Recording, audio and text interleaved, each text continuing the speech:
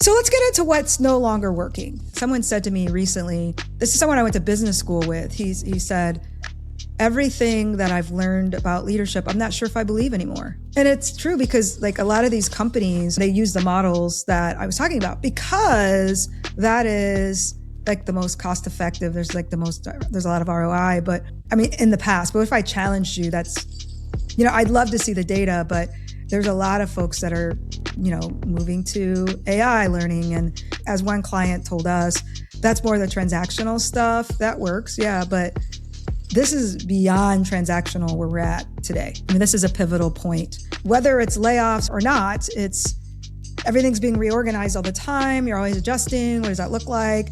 And then when you adjust to your new team or your new environment, it changes again. So these are the challenges. And when we talked about what future leaders need to be, everybody pretty much said adaptable, but people are craving that. They're craving self-authorship. They're craving community. They're craving hope. They're craving trust. They're craving courage.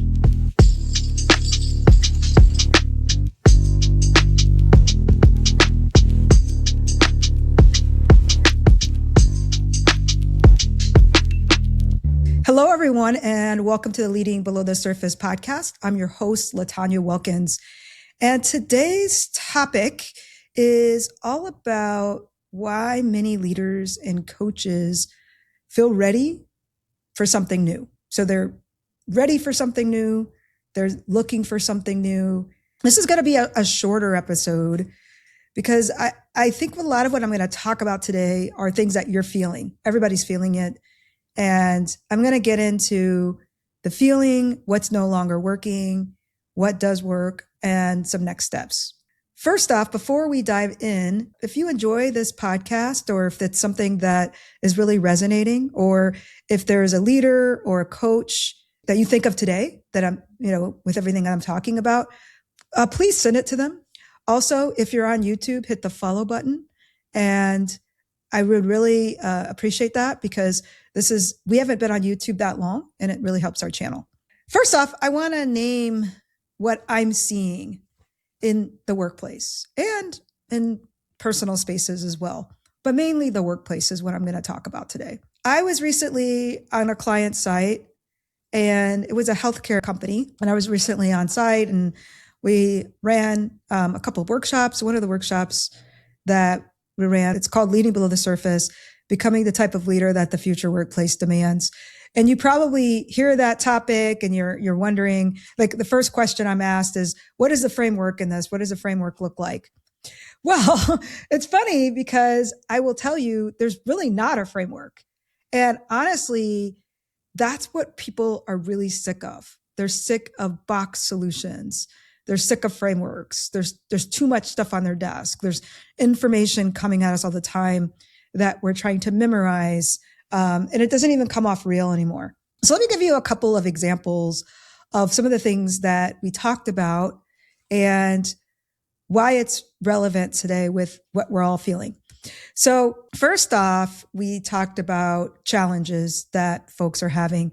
And, I made a list of these because there's so many, and I'm not going to give you a laundry list, but some of these are things that I'm sure that you are also amid, are experiencing here in your workplace or on your team, or just even you, if you are a coach or a consultant and you work on your own, you're probably feeling some of this stuff.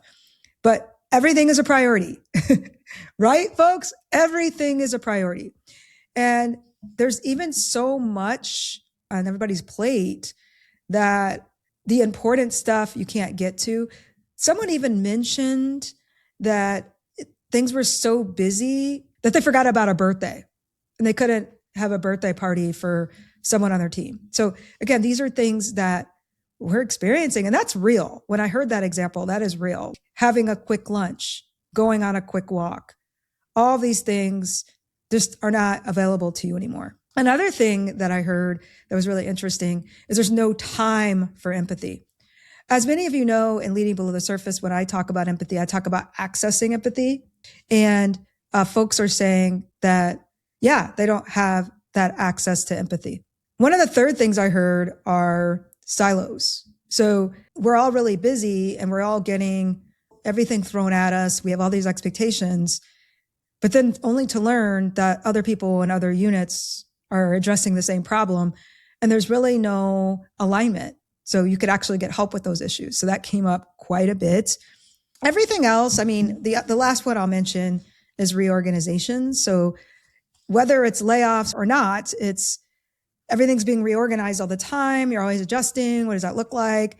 And then when you adjust to your new team or your new environment, it changes again. So these are the challenges. And when we talked about what future leaders need to be, everybody like pretty much said adaptable.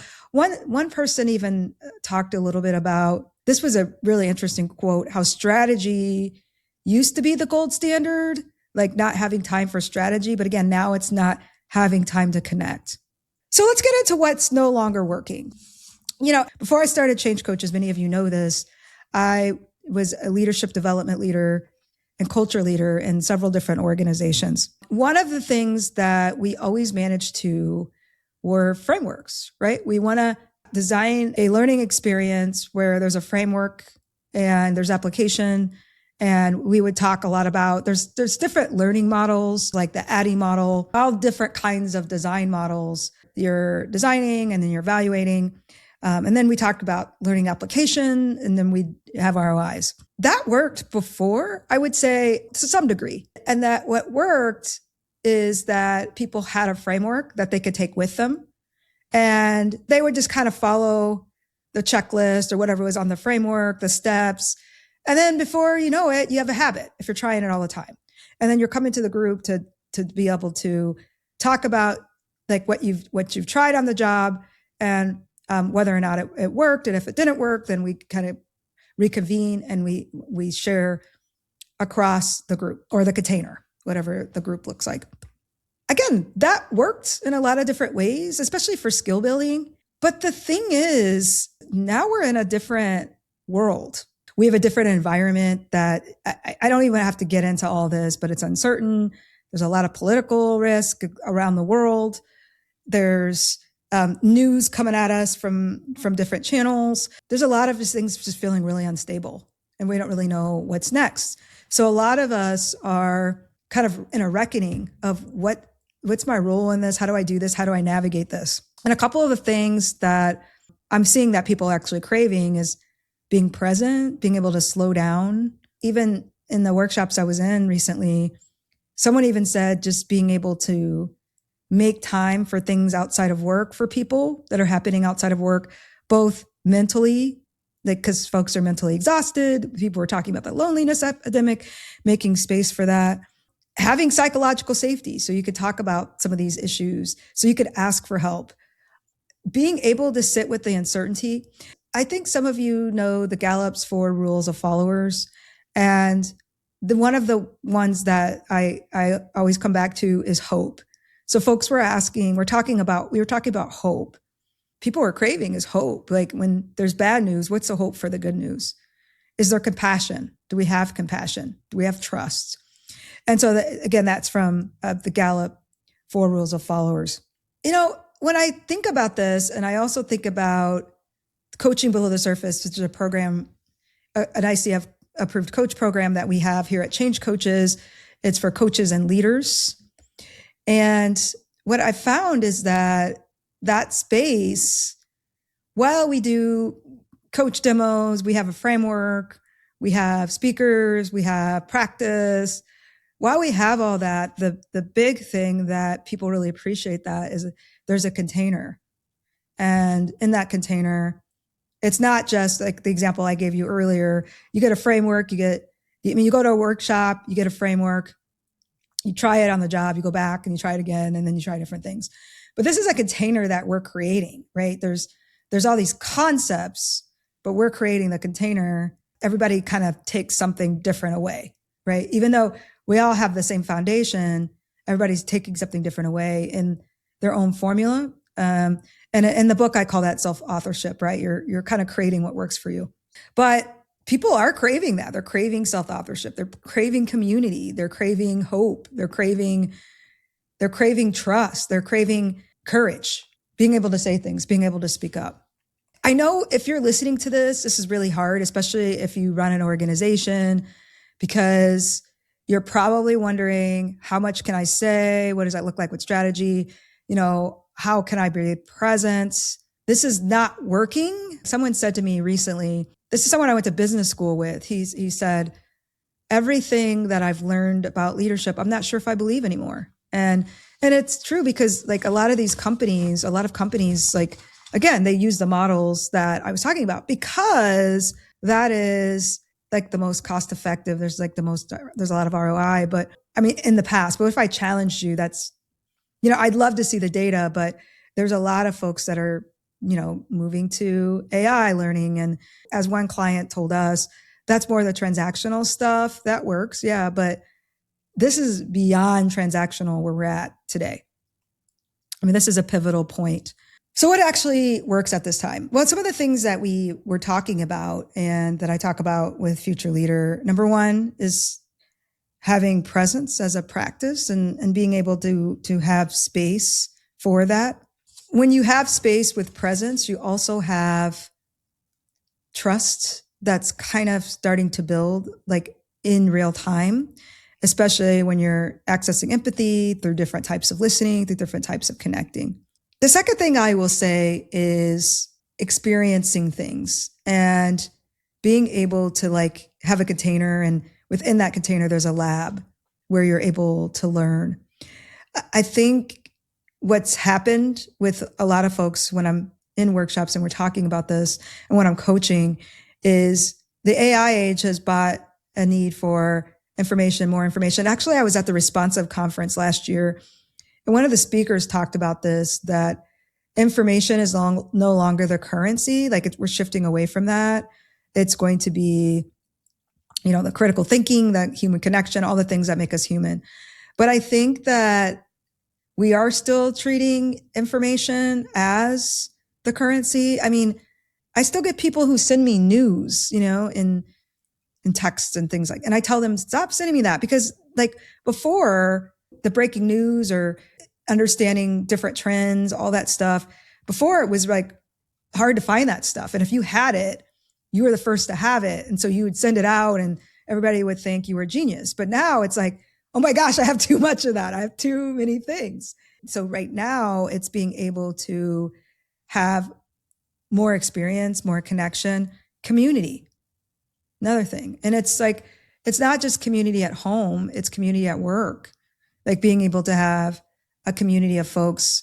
I remember when I first started doing learning and development, like in my peak years, I would say, not first started, but probably in my peak years, we would always use the stat about having friends at work and how much having a best friend or close friends at work predicted your success at work, or also how long you stayed, also how well you were able to interact with folks. That is so important because we have different types of workplaces now. I'm not saying that can't happen, but with remote, hybrid, it's like, are we being intentional about connections where you do have that best friend? And I guess the best friend would look different, because I know with my best friend at work, we'd go on walks, we do different things. But yeah, so not having that best friend sometimes can create a lack of community at work and at home. And people don't need an explanation. They don't need to be right or wrong. What they need is a space to be able to practice, a space to be able to make mistakes, a space to be able to try new things, especially in an unprecedented time, a space to say, hey, we're going to train our managers differently. We have a client who recently, they were going to do just more traditional manager training, and now they're doing coaching, group coaching for their managers. And that's worked a lot better because they don't really know what they need right now. And so it's serving two different purposes. It's like helping them understand what the managers really need, what they crave, instead of just doing a survey. And then it's helping managers be able to have a place to name and frame their biggest challenges.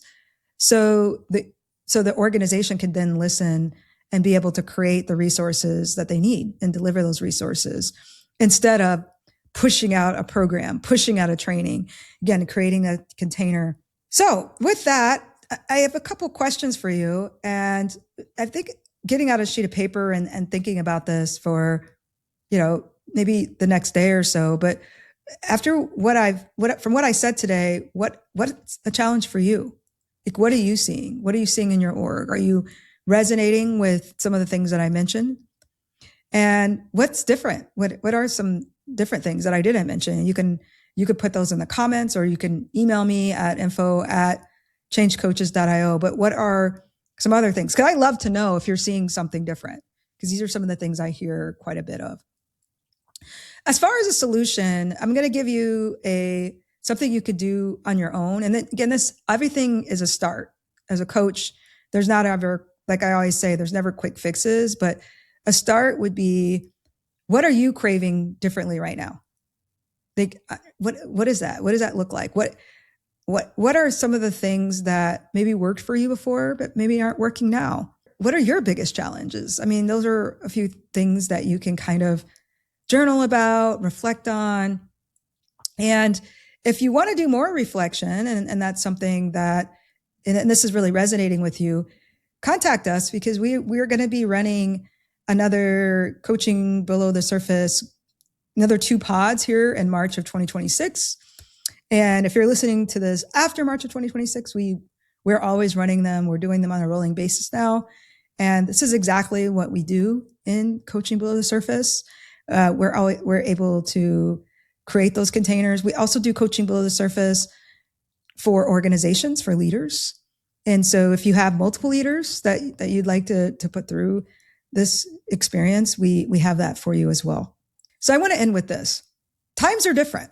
Those that acknowledge that the same solutions aren't going to work are going to be the people that come out on the other side in a place where they feel values aligned, where they feel they have a good conscience about everything, where they can run high performing teams. As I talk about in many of my keynotes and talks, is that we're just in a different era. I mean, when you think about a few years ago, it was all DI, psychological safety, belonging. Those things are still important, but like all these other things that I'm talking about, it's not quite burnout. It's just a lot of things coming at us. It's a lot of political risk. It's a lot of, there's a lot of environmental things that we've never seen before, right? For a lot of us, some of us have, but some of us haven't. And like I said, the old frameworks won't work. The old ways of learning won't work. And so I encourage you to do the reflection. And if you'd like to learn more, my contact information is in the show notes. Thanks, everyone. We'll see you next time.